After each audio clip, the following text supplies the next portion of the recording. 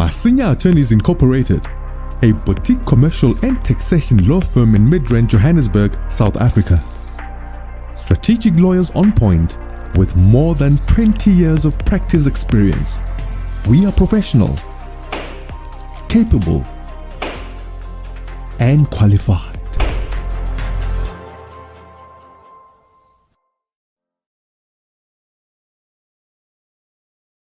Hello, everybody. Thank you so much for joining me right here in Solomon's Temple. My name is Solomon Nizangi Shams, and it's so great to be with you wherever you're watching from. Thank you so much, Janice.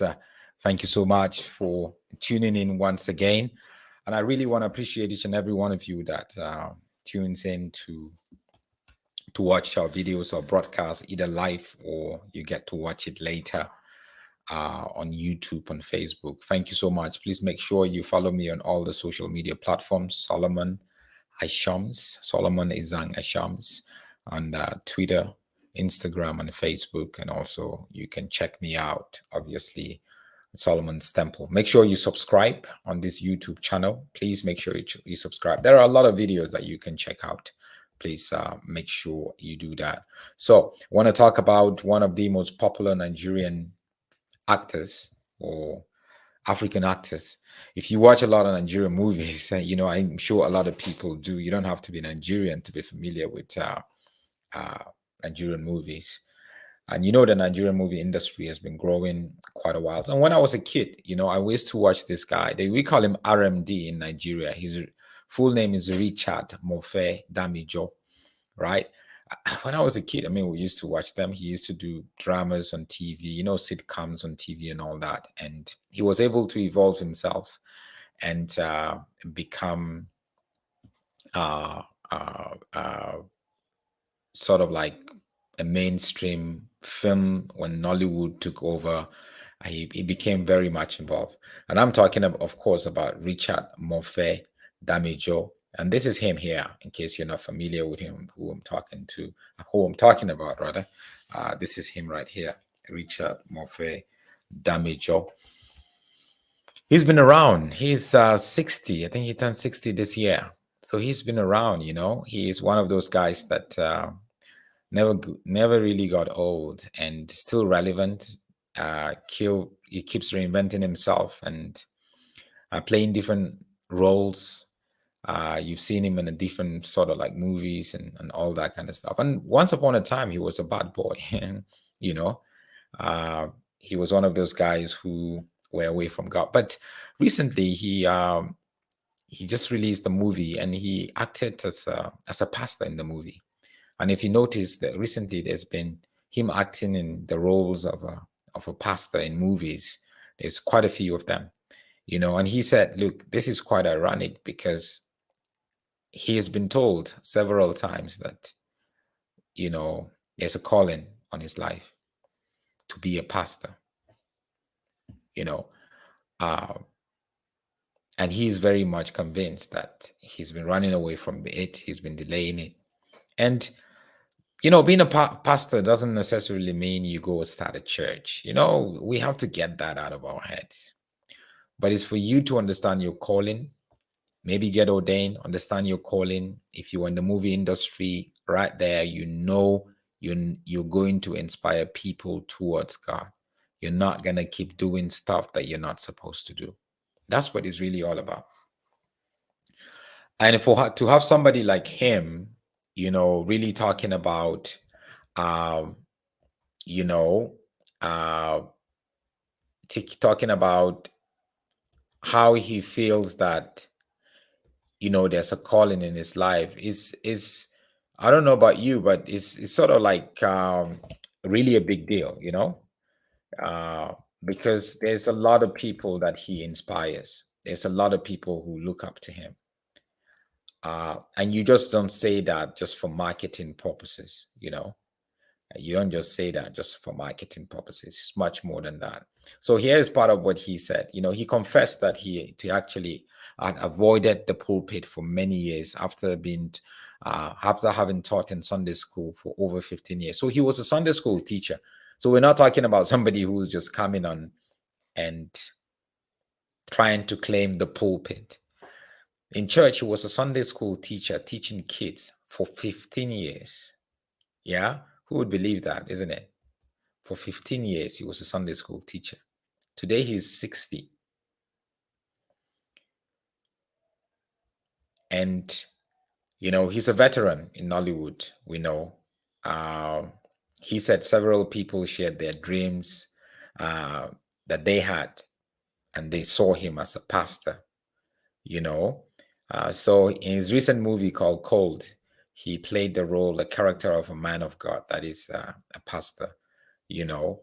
And he feels like God has a sense of humor. He said, "Look, I'm not the kind of guy to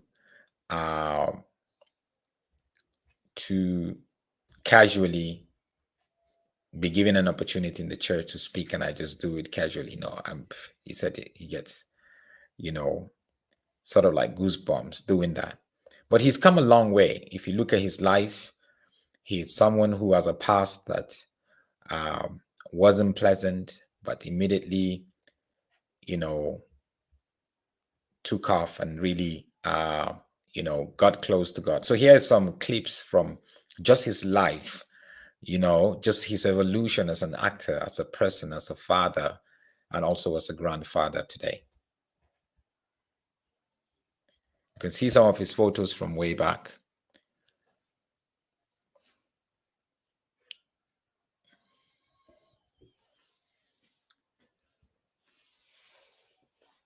Starting from TV, before he got onto the big screen, the different roles he had played, through his life, and where he's at today, and the roles that he's playing. And he's somebody that, that can relate to young people, can relate to older people. He cuts across generation, very much loved. And what I want to really actually say is we just have to understand and know that wherever God has called us, there's a calling on your life. And when people hear there's a calling on your life, oh, okay, you're called to be a pastor. No, there's a calling on your life, and it doesn't mean you have to be a pastor. It doesn't mean you have to be a pastor. Like going to the pulpit or church. You can be a pastor somewhere else, and you don't have to be a pastor for you to actually serve God. You don't have to be a pastor. Some people believe the ultimate way to serve God is to be a pastor, or the ultimate way to serve God is through the church. No, people, please. There are doctors that is the ultimate way to serve God, to help people get healing, comfort people, treat people.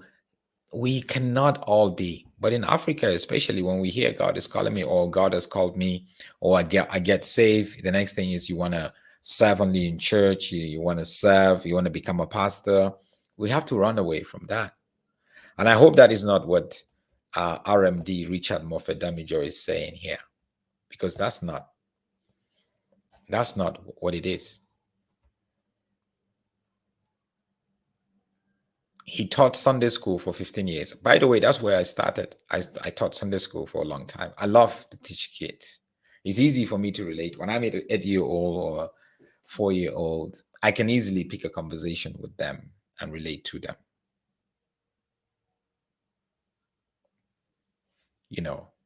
But he's an actor. But he feels like God has called him to be a pastor. Maybe his pastoral role, it will be within the Nollywood industry, to be there, to reach out to people, to try to talk to them, or to act certain roles that is going to glorify God and help people to really understand more about God. That's another way to look at it, isn't it? But you need to sit down and ask yourself, what has God called me to do? You need to ask yourself that question. What has God called me to do? And where has he called me? We cannot all be pastors. Simple. Actually, only a few of us are called to be like pastor. And being a pastor is not the ultimate way of serving God. Being an apostle or bishop or prophet is not the ultimate. Don't believe what they're telling you. That's not the ultimate way of serving God. There are many ultimate ways of serving God, not just one ultimate way of serving God. We have to understand that.